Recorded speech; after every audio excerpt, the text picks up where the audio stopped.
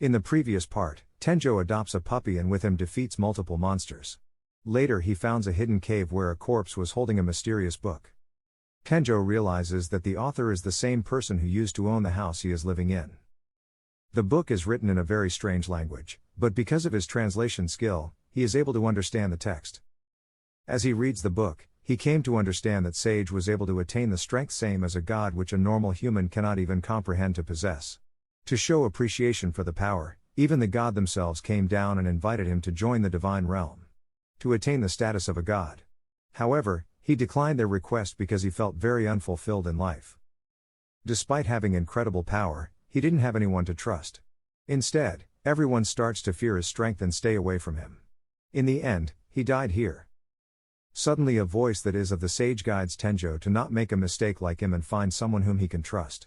Doesn't matter whether the person is his parents, lovers, or friends. He just has to find someone who can stay by his side even in the most cruel of events. Tenjo explains that he is not very good at making friends and just recently made a few. The sage tells him to not worry about it, and search for them at his own pace. Tenjo agrees and promises to do it. The book suddenly started to glow. The sage reveals he has filled it with every knowledge he has of magic, which helped him in gaining god-level powers. However, since an otherworldly human like Tenjo doesn't possess any magic, the sage transfers his magic powers to him, so he can use magic skills.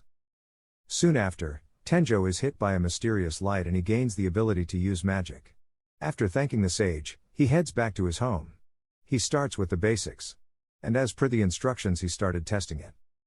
As he follows the process, he is able to get a hang of it.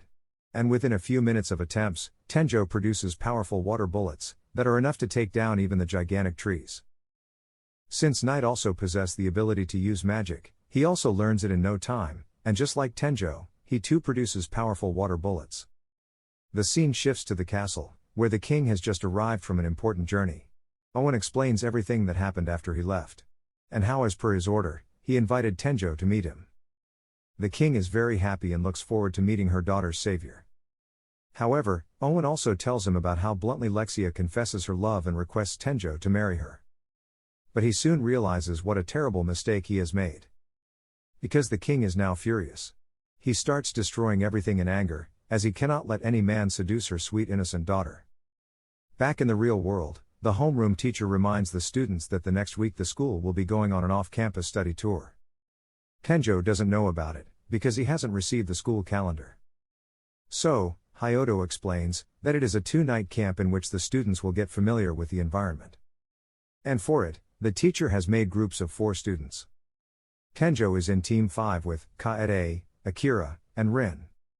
Since he has met everyone except Rin, she introduces herself and tells that she is looking forward to know him more. Tenjo is very happy to meet his team members. But he is worried because he doesn't have enough stuff for camping.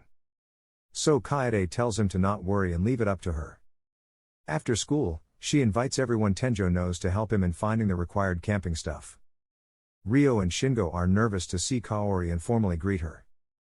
Because Kaori is the daughter of the chairman, it is very difficult for students to approach her. But they are amazed to see Tenjo is friends with her. Tenjo notices Akira is not here, so he asks if anyone knows the reason. Shingo explains that due to some work, he couldn't able to join them. After it, they went inside the shopping mall. Sometime later, they are done with the shopping and head to the arcade. As soon as they enter, Shingo spots an item that he wants very badly. But unfortunately, it can only be acquired using the crane in which he is very bad. So, Tenjo give it a shot. This is his first time, but he knows how the crane works. He uses his detect weakness skill and spots the exact place he has to press the button. And just like that, he wins the prize. After it, Kaede also requests him. And again he manages to win her the stuffed toy. Everyone is amazed to know Tenjo is also good at this stuff. Kaori couldn't hold herself anymore and requested Tenjo to also get her a gift. And soon, Rin and Ryo also made him get them their desired stuff. They all are very happy and thanks Tenjo for it. Tenjo is happy and surprised as well because he never thought he would ever do something that will make others this much happy. After spending their time in the arcade, the boys decide to go to the 7th floor to the cafe while the girls do some shopping on the 13th floor. At the cafe, Tenjo and Ryo have their first black coffee and they didn't like it at all. Tenjo is really enjoying his time with them and hopes to come here again. But just then the alarm rings and alerts everyone about a fire that broke out on the 10th floor. As the fire is spreading rapidly to other floors, security is evacuating everyone immediately. The boys are in a panic after Ryo receives a call from Kaede about her and others being trapped there. They tries to go upstairs but the guard couldn't let them as the situation has gotten worse. So, Tenjo uses his speed and in a flash runs upstairs. Shingo and Ryo try to come but the guard stops them and forces them to evacuate immediately. On the way, Tenjo reaches the 13th floor and notices the fire.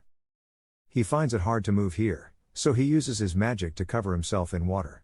And with it, he starts searching for the girls. After some time, he finally finds them unconscious lying next to a restroom. Tenjo uses his skill to find any other presence, but he finds nothing. So he grabs the three of them and starts searching for the exit. However, the fire is spread too much and he is having a hard time finding a way out. With no other choice, he destroys the floor beneath him until he reaches outside. Everyone is in shock to witness him and immediately goes to help. After it, the police scold him for being so reckless as he would have put his life in danger. Soon, Kaori's father also arrived and was very thankful for Tenjo. Kaori thanks him and after things wrap up, he heads back to his home. As soon as he enters, Nai gives a warm welcome. Consider liking and subscribing this channel if you enjoyed the recap. Have a wonderful day ahead.